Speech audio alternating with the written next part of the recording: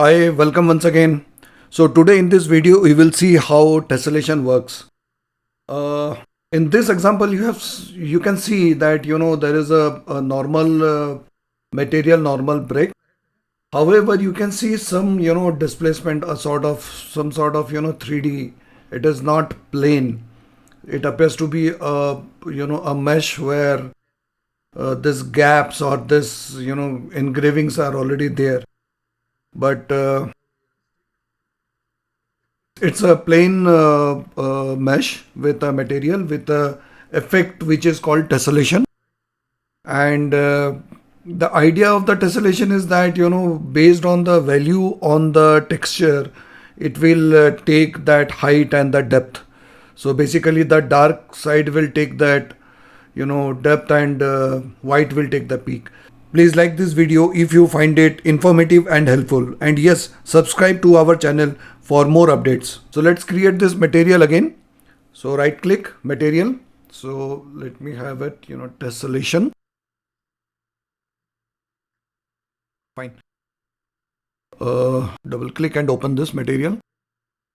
Fine. So first we need a texture sample, and we need a normal one diffuse map, one normal map of the tessellation, and we need something called vertex normal world space. So you get it, vertex normal world space. Fine. And one more thing we need is the multiply. So this multiply I use basically to give a better effect, so that things can be understood. Effects are seen in a multiple thing. Connect all these. We need a texture, so let me choose one texture, maybe anyway this brick will do. Okay, and here we have the same for the normal diffuse. Okay, fine, great. So let me have a connection out here, multiplying, connect it with the alpha A, and we need something called exponential. I mean, what you call is the vertex normal or tessellation exponential.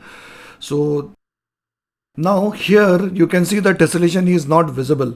So what we have to do is we have to go down. I mean, you select this material, this thing, and go down. Then you will see the tessellation, and in the tessellation you have to select no tessellation. Instead of that, select flat tessellation, and a lot of thing will come. So connect this with the world displacement, and we can have one vector for the tessellation multiplier also.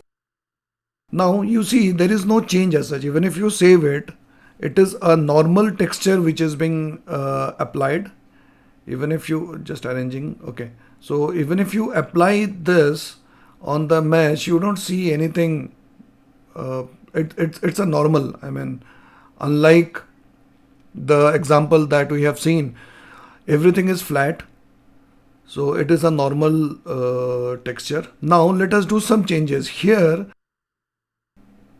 So what we have to do is we have to change, I mean, this figure. Let me make it 5 and let's see what is the changes that comes. I've still not made any save. You can see it is still flat. Okay, to make it more, let me add some roughness so that it gives, and the effect is quite visible. Let me make it 1 so it is rough. Now save it. Okay, now you can see there are uneven ups and downs in the bricks. It is giving a more realistic kind of image, where that white portion is going inside and that portion is coming out, so it is giving a absolutely clear 3D kind of image. So here it is, we have 3D, and I think it is coming out quite prominently. Let me just reduce it so that it looks more realistic. So let me change it to, and see how it looks quite realistic. Okay, great. So let us understand what this tessellation does. So here in this image, what you can see, there is I have taken two examples.